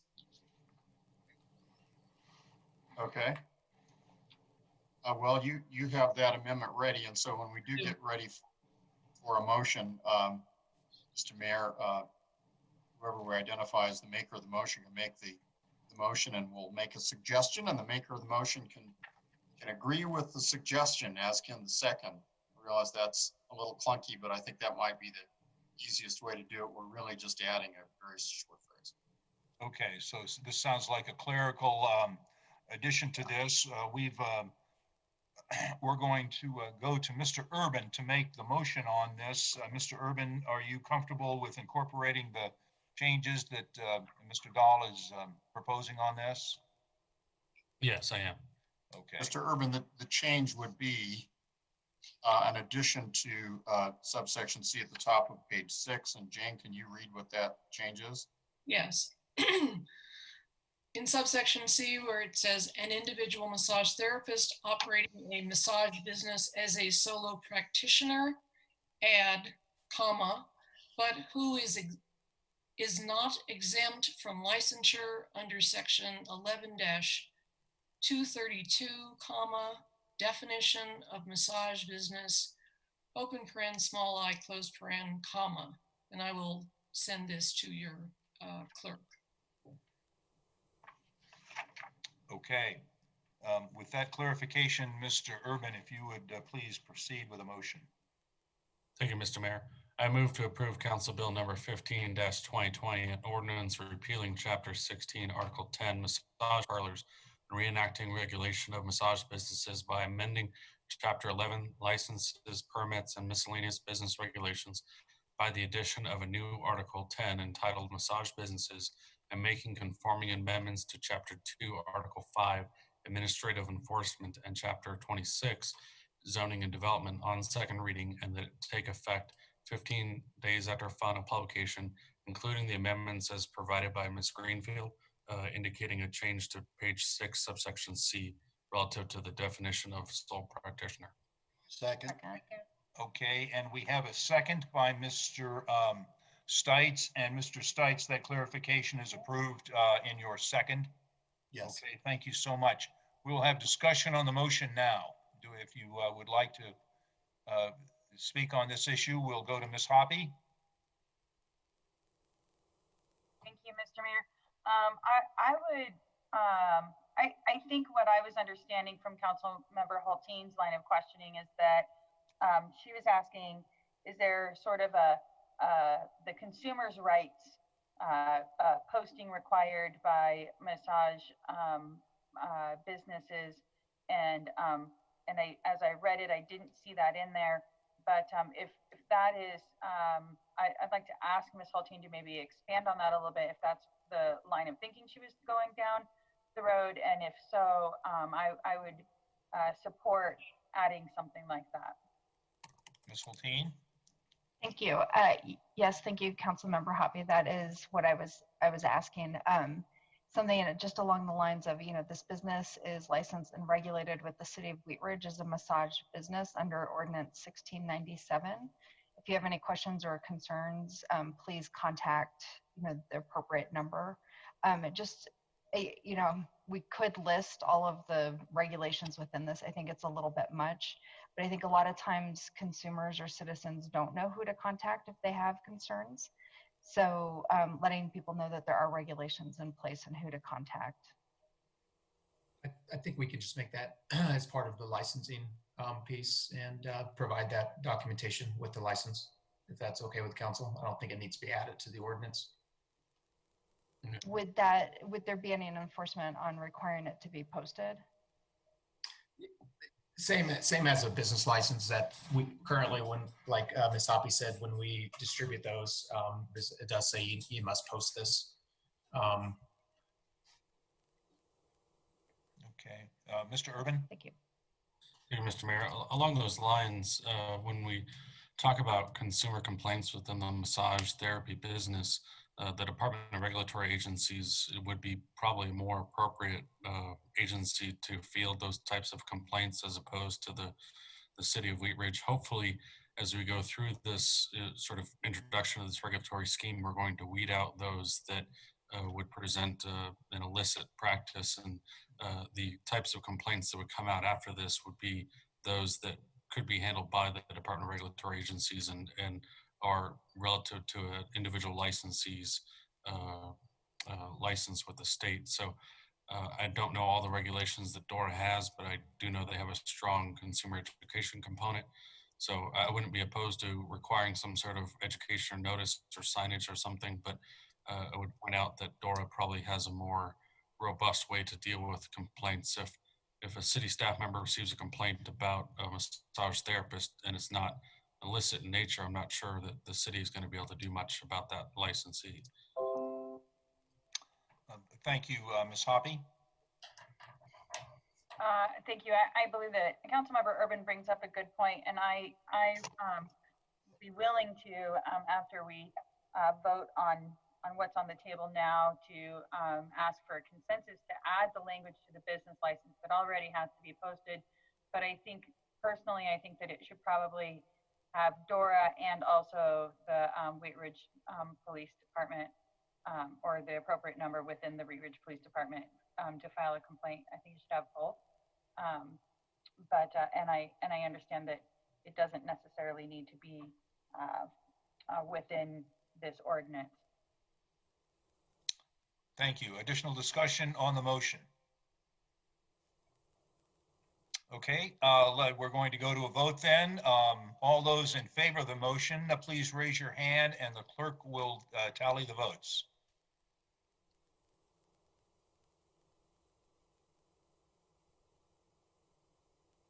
Mr. Mayor, the motion has passed unanimously. Thank you very much. And Ms. Greenfield and Commander Guadagnola and Mr. Dahl, thank you very much, particularly Commander, for giving us a very thorough explanation of this ordinance. It looks like it's very well crafted, and I hope this sort of takes care in one fell swoop a lot of the issues and problems we may have experienced in this industry. So hopefully this is a good step forward for our community. So I want to thank you very much for your work on this. Okay, we will now go to agenda item number 4. Ms. Hoppy, would you please introduce this item? Thank you, Mr. Mayor. Council Bill number 17-2020, an ordinance amending section 16-103 of the Wheat Ridge Code of Laws concerning regulation of noise. The ordinance on first reading. The current Wheat Ridge Code of Laws concerning unreasonable noise is qualitative in nature and is limited in scope and difficult to prove in court because it does not set an objective level which to measure noise. This ordinance will amend section 16-103 of the Wheat Ridge Code of Laws to apply a numeric decibel standard to enforce noise complaints emanating from industrial zone districts within the city, maintaining a reasonableness standard for noise complaints in all other zone districts within the city at a distance of 50 feet or more, and to create a special permit program for amplified sound at events on private property, set date and time limits to provide a limited number of exemptions. Thank you. This is an ordinance on first reading to set the date, time, and location for a public hearing. Ms. Hoppy, a motion is in order. Thank you, Mr. Mayor. I move to approve Council Bill number 17-2020, an ordinance amending section 16-103 of the Wheat Ridge Code of Laws concerning regulation of noise. Second? Second. Okay, I have a second by Ms. Dozman. Will all those in favor of the ordinance, please? Mr. Mayor? Yes. I apologize. We need to add the date of the public hearing in that motion. Okay. The date will be August 24th. So it's approving this on first reading and setting the date of public hearing for August 24th. Okay, so this is August 24th at 7 p.m. as a virtual meeting? Yes, sir. Okay, thank you. That the language is inserted into the motion. So all those in favor of the motion signify by raising your hand, and the clerk will poll the council. Motion has passed unanimously, Mr. Mayor. Thank you very much. We will go to agenda item number 5. Ms. Dozman, would you please introduce this item? Yes, thank you, Mr. Mayor. Motion to approve appointments to City Council District 4 vacancies on the Cultural Commission. At issue due to the recent resignations of Ruth Baranowski and Jan Southcott, the City Council District 4 seats on the Cultural Commission are vacant. The terms of these positions end on March 2nd, 2021 and March 2nd, 2023, respectively. Thank you. I will continue to yield the floor to you, Ms. Dozman. Thank you. I move to appoint Kate Grigsby to the Cultural Commission for District 4 to fill a vacancy term ending March 2nd, 2021. Second. There's a motion and a second. Is there a discussion of the motion? Hearing none, we will go to a vote. All those in favor signify by raising your hands, and the clerk will poll the council. Mr. Mayor, the motion has passed unanimously. Thank you very much. I yield the floor to Ms. Dozman. Thank you. I move to appoint Gail Rickman to the Cultural Commission for District 4 to fill a vacancy term ending March 2nd, 2023. Do I have a second? We have a second by Ms. Nosler Beck. We will go poll the council. All those in favor of the motion signify by raising your hand. Also passed unanimously, Mr. Mayor. Thank you very much, Ms. Dozeman. That concludes our business items on our agenda.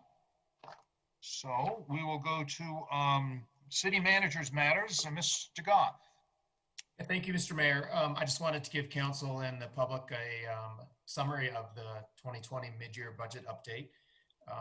We've been giving you some updates as we've been going along, as we're getting our financials, and mentioned in the last few weeks that sales tax is looking better than we had projected, which is great. So the 2020 mid-year budget update, which is required by city charter to be provided to city council, is for revenues and expenditures through June of 2020. And just be aware that sales tax is 1 month deferred. So this budget report includes retail sales through May of 2020. But I do have an update on retail sales of June. General fund revenues in total are about 1 million below what was projected this year. And then if you pull out the revenues that we received from Jefferson County for the CARES Act funding, we received about $500,000 in the first through the end of June. Revenues are actually down about 1.5 million if you don't include those revenues. Sales taxes are, again, based on what we projected for this year's budget, are down about $480,000. Service revenues, mainly from our parks and recreation fees, are down about $1 million, again, based on what we projected we would bring in this year. However, use taxes, license fee revenues, and intergovernmental revenues are all up. And general fund expenditures are down about 3.4 million. So as we mentioned, we had asked staff to identify as much as they could for budget cuts so that we could, until we have a better idea of what our year-end revenues are going to look like. So through at least June, we're down, our expenditures are down about 3.4 million. If you look at general fund revenues, just as a direct comparison to last year for the same period of time, general revenues are up about 650,000 compared to 2019, which is about a 4.2%. But when you factor out the CARES Act funding that we received, which was about $512,000, and you factor out also the parks and revenue fees, because if you remember last year, all of our parks and revenue fees were in a separate fund, in the Recreation Center Fund, but we closed that out at the end of last year, and now those revenues are in the general fund. So when you back those two out, sorry, I know this is a lot of numbers, but these are important factors to consider. When you back those out, general fund revenues are actually down 3% when you compare them to 2018. And again, when we're just doing a direct comparison from 2019, we're doing just a direct comparison of 2020 to 2019. Sales tax is up about 3.2%, which is great. Other taxes up about 3.5%, and license revenue, which is primarily from building permits, is up 17.6% compared to last year. So still strong growth in our development going on in the city. I took a little bit of deeper dive into the sales tax and why it's up 3.2% compared to last year. Our grocery stores are up anywhere between 40 and 60% compared to last year, as you can imagine. And online sales from mainly Amazon and other online sales are up almost 100% compared to last year at this point. Again, as you can imagine, a lot of people are ordering things online. And so it was pretty fortunate that decision was made at the Supreme Court level a couple of years ago that required online retailers to submit sales tax. And we have numerous outdoor sport retailers in Wheat Ridge. You probably know a few of those, and those are up 20 to 60% depending on who you're looking at. And again, it's not much surprise. I was talking to one of the one of those business owners Saturday, and they had one of their best springs and summers this year so far, just because people are staying home and doing some outdoor recreation. So pretty fortunate that a lot of our revenues are up. Overall, we're still down just a tad, especially based on what we were projecting this year to come in revenues. But I don't think we're still evaluating and analyzing this, and Allie's on here too, check if she has any comments on how we're going to end up at the end of the year. There's still several months here, and as you all know, there's the COVID numbers, case numbers are kind of going up and down a little bit, so we're not sure what the rest of the year is going to provide us, but so far so good. And then just a quick note on July, just got those numbers today. These are for sales tax. These are retail sales that happened in June. We get the sales tax in July. Sales tax, just a direct comparison to last year at the same period, is up 6%. So it's increasing a little bit since June. And general fund revenues are only down 2% instead of, I think we said 3%. So things are moving in the right direction.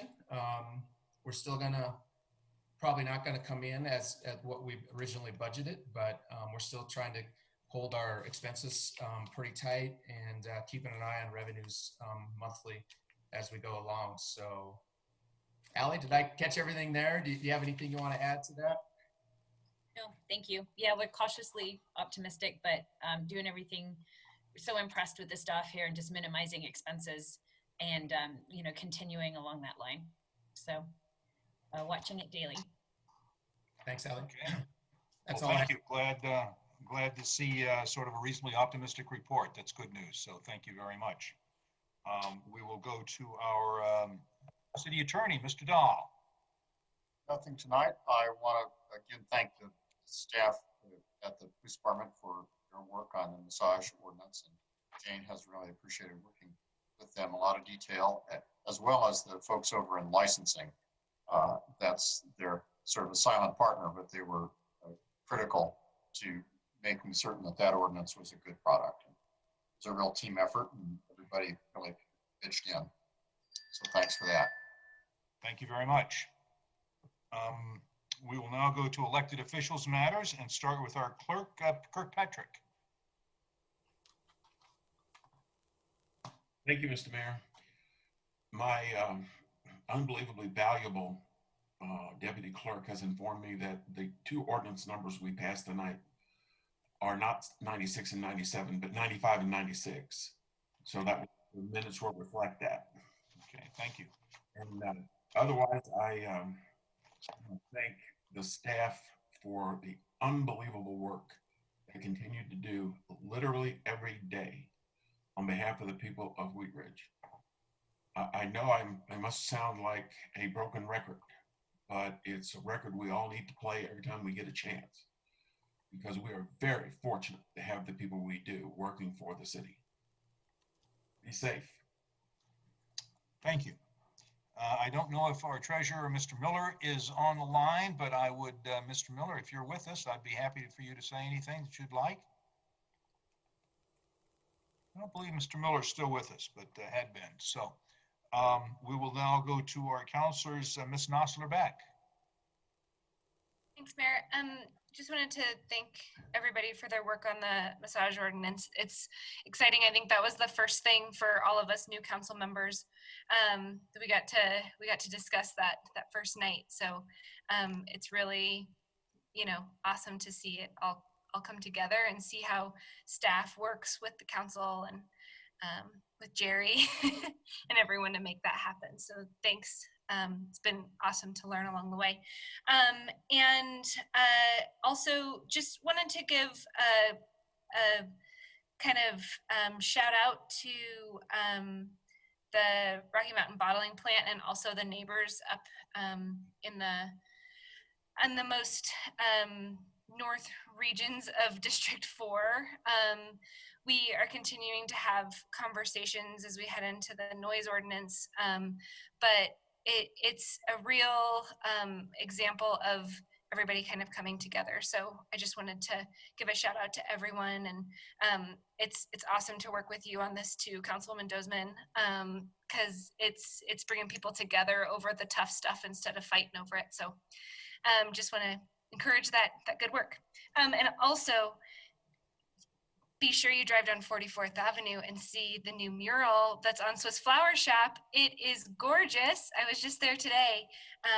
Really brightens your day. So thanks, everybody. Thanks so much. Ms. Dozeman. Yes, I actually have a couple of items. I wanted to extend our gratitude towards staff and Public Works. I drove down Miller Street the other day, and there are school signage and speed limit signage that was put up in front of Mountain Phoenix Community School. And we have also, Councilmember Nosselbeck and I have received correspondence from some of the board members and school officials thanking us for that. So we are all really, really appreciative for getting those signs up and allowing for our streets to be a little bit safer for our students. I did want to just inquire about whether signage was going to be going up on I-70 frontage road as well, or if it was only slated for Miller. So I don't know, Patrick, if you can just kind of look into that and see if more signage is going up, or if Miller Street is the only designated area for that. And my second item was actually from Mr. Dominic Breton. He has invited the community to the Kiwanis Clubs Showcase, Help Us Help Kids. And the next one is Thursday, August 27th at 7:30 a.m. to 8:30 in the morning at Davies Chuck Wagon. So that's just west of Kipling on 26th Avenue. So they're meeting in person. Masks and social distancing will be respected, but he wanted to invite the community. He and I agree that we are definitely missing our meetings and the connections with the community. So if you're up for breakfast on Thursday the 27th, go and check out the Kiwanis and see how they're helping kids in our community. And I also wanted to thank not only the council, but also staff. Have been amazed at how much work and collaboration that we have all done during this time of COVID and some of these really tense, hard subjects. And I really am grateful for all of you, tackling these issues head on, and we're just forging ahead, working together, having those tough conversations. And so I just wanted to extend my thanks to all of you. Thank you very much, Ms. Dozeman. Mr. Stites. Thank you, Mr. Mayor. I just wanted to thank everybody for who came out and who's reached out over the last couple of weeks, but Saturday was kind of a big day for our family, obviously, and I know many of you guys were able to make it. My father's funeral went really well, and one of the things that made it so was the cooperation and the help of the city of Wheat Ridge. Patrick was a big help, the Parks and Rec Department, and David, who helped us out on Saturday. But also, I think a good memory for my dad, and many have brought it up, he used to say at the end of meetings, if you can find it by Wheat Ridge, we were able to do most of his remembrance and all that stuff through Wheat Ridge. So obviously Olinger Mortuary, Clancy's Irish Pub did some catering for us, A1 Rental, and Swiss Flowers. So I really want to thank everybody and thank the city of Wheat Ridge for the outpouring of support. So thank you very much. Thank you, Mr. Stites, and a lovely ceremony. Ms. Weaver. Thank you, Mr. Mayor. I wanted to thank the group of people who spoke at the beginning of our session tonight and bringing up a really important matter. And I would like to ask if we could put the support of, it's called HR 763, the Energy Innovation and Carbon Dividend Act, on our agenda. Do I? Councilmember Weaver on adding that. I will join you in adding that. Looks like we have support to add that discussion to a study session. Okay, thank you very much. And thank you to all the people who got on and spoke tonight. And And I'm not remembering Andy Rasmussen's little girl's name. If I could. Jasmine. I want to thank everybody, but it's always fun to have younger members speak up at a city council meeting. So thank you, Jasmine. That's all I have. Thanks. Thank you, Ms. Weaver. We'll go to Ms. Holteen. Thank you, Mayor. I have three things. First, I just wanted to I attended Mike Stites' celebration of life on Saturday, and it was just such a strong expression of community. And I wanted to speak just briefly that Mike Stites really was foundational for me to learn how to be a civic leader in the city. And he, through arguing with him on things we did not agree on, we found a deeply shared love of where we live. And he really showed me that in this city, you can not agree on specific issues and still sit on the couch once a week and have coffee and tell stories about the city you love while arguing about things you don't agree on. And it was really through Mike Stites that I learned that skill. And it's a tremendous skill to have, and I can't imagine I would have learned it from anyone else. So I will be forever grateful that I had the opportunity to argue with him on his couch. Secondly, I also want to speak, just deeply thank the group that spoke to us and reminded us in very stark terms about a lot of our climate reality. And I believe as a city, we are on the right track and taking things that we can do here, but it is an important reminder that we need to think bigger than us, because the problem's much, much bigger than us. So I am looking forward to that discussion, and really also want to thank Jasmine for her enthusiastic close on that topic. And then I want to speak to something that's not happening in the next week. This weekend would be the Carnation Festival, and I'm feeling its absence. I feel like that's a rhythm to our community, and I will be noticing its absence this weekend. And I know there's a lot of people who do a lot of work on that, and I'm already looking forward to it in 2021. I'm also missing the Olympics, so it's got a little bit of a bummer of an August, but we're still a great community, and I think 2021 is going to knock our socks off. So thank you. Thank you, Ms. Holteen. Mr. Urban. Thank you, Mr. Mayor. So with the passage of the massage ordinance, licensing ordinance this evening, the timeframes that are set within that ordinance place a 30-day timeframe for those that get their license within 30 days, the fee is waived. So I would like us to set for the September 14th City Council meeting and just an update from city staff relative to where we are within that, having that 30-day timeframe. And then going out the 90 days, the meeting on November 9th would be the day after the 90th day from today, as it relates to the full 90 days, and get an update from them on that as well, to see where we are and see if there's anything that we need to do to stay on that or change something relative to the way it's being rolled out. Did Allison have something on that? I do, Mr. Mayor, if it's okay to just mention here that the ordinance goes into effect 15 days after the final posting. And so that date, the effective date will actually be August 28th. And so then that would be the September 28th, I believe. That would be 45 days. That's a regular meeting. Should be our fourth. If you want to do a study session, it'd be October 5th, which would give us a few more days, I think, after 30 days, if that's all right. We could do a staff report at the end of September 28th also. I think I would support Councilmember Urban in adding this update to a future agenda. I'll leave it open, but I'd like it as soon as possible relative to that time frame, whenever that's appropriate for the 30-day, and then also for the 90-day time frame as well, to make sure that we are staying on top of this. And then Ms. Greenfield mentioned that there may be some businesses operating without a license in the city, and that those businesses are open to inspection within that 15 days or after the 15 days from final publication. So I'd like us to look at jumping on those as quick as possible.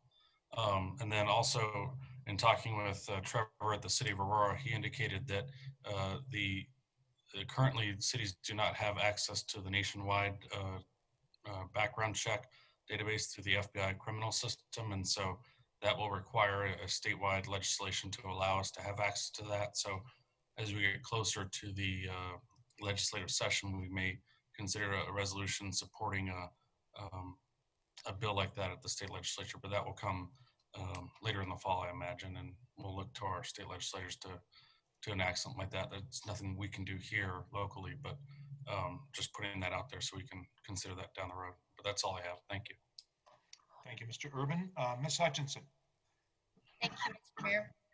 I want to thank the people who did speak tonight on climate change. This is a topic that does need to be addressed, I believe, federally. And we've only had 50 days over 90 degrees. We're 100% drought in Colorado, and we have fires up in the mountains. So, hello. So I'm very anxious to see what this HR 763 bill is going to be, and I hope we can get some direction federally. Thank you. Thank you, Ms. Hutchinson. Ms. Hoppy. Thanks, Mr. Mayor. A couple of thank yous. I'd like to thank everybody who worked on the massage ordinance.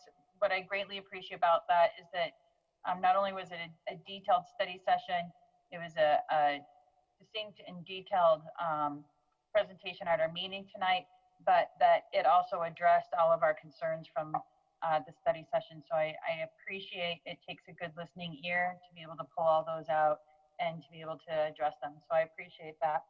I also want to say thank you to Lauren, and I forgot to say this last week. Some of you might have noticed I had a kiddo behind me last week.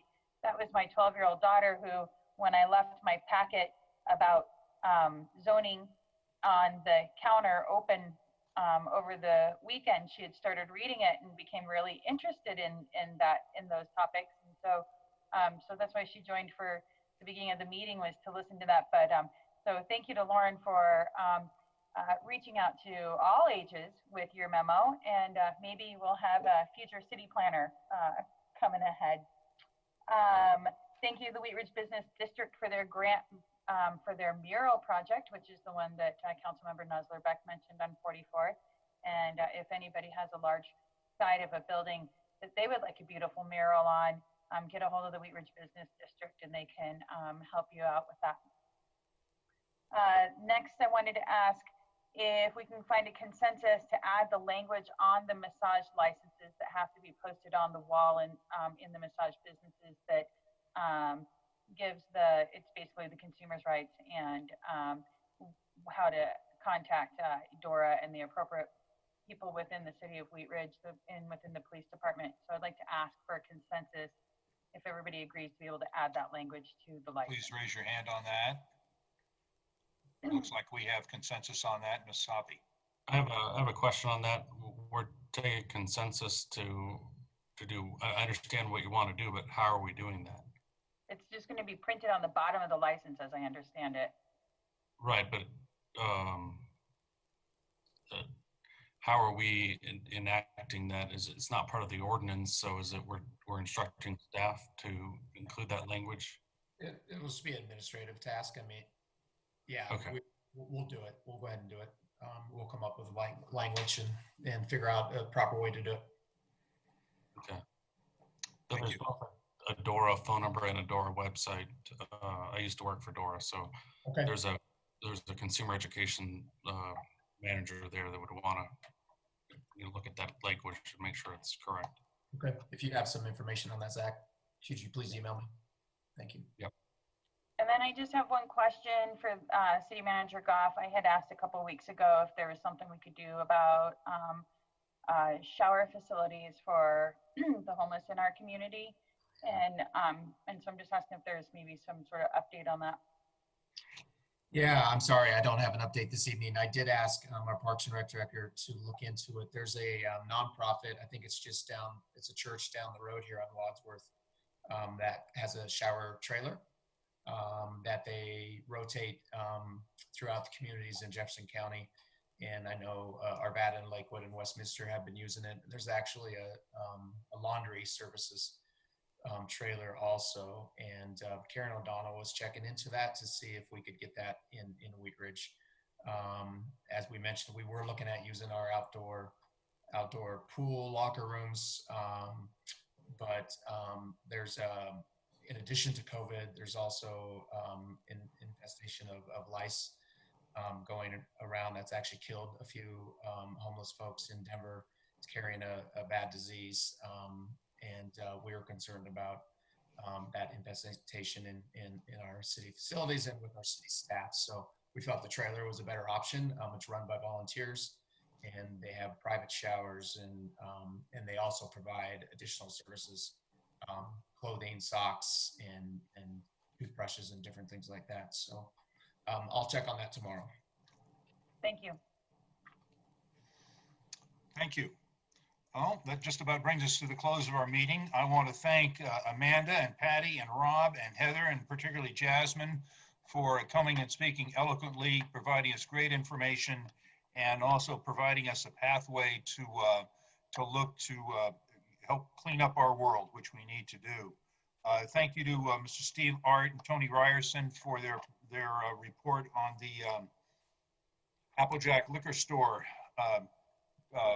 proposal that we approved. I want to thank again Commander Guadagnola, Ms. Greenfield, and Mr. Dahl for their work on the massage parlor ordinance. I think we've made great strides in that, and I think that's will be good for our community. It was my pleasure to attend the city thank you recognition for city employees on Friday, and we had a great Zoom presentation by by Mr. Goff and all of his directors, and had great attendance, I guess is the word, by a number of city employees. And I'll tell you, to listen to the work that our employees have done throughout the city over the last year, particularly in light of COVID and the social distancing and the other challenges that we've had, we've really got a marvelous city staff, and I think they do a great deal, do us great service. And I want to thank them again, and thank the city and their recognition team crew that put that together. I think it was very well put together, and I want to thank everyone who had a hand in doing that. I always see Chief Murtha down here on the line with us. So, Chief, I want to thank you very much for being with us. We appreciate you and your department in our city, keeping us safe and providing justice and peace in our world here. Thank you always for joining us and listening to our citizens on these calls. In the press this week, there was some disparaging comments and hard times for city, or not for city, but for county and municipal public health directors. These are hard times for someone to be in a public health world, I'm sure. I want to recognize Dr. Tom Johnson with Jeffco Public Health. I think he's done a great job for our community. He's working as hard as he can to do this. Also, Jill Hunsinger Ryan at Colorado CDPHE, Colorado Department of Health and Environment, for her work and their team's work to all of our communities to keep us safe. We're in the middle of this pandemic. The news this week looks good. We're holding down our numbers, and the curve is going down. I want to thank all of our citizens for helping to achieve that. Please stay socially distanced. Please wash your hands. Wear a mask when you come into contact with other folks. Be courteous to one another, and we can all get this thing under control. So thank you very much for joining us tonight. That concludes our meeting. Thank you very much, and good night.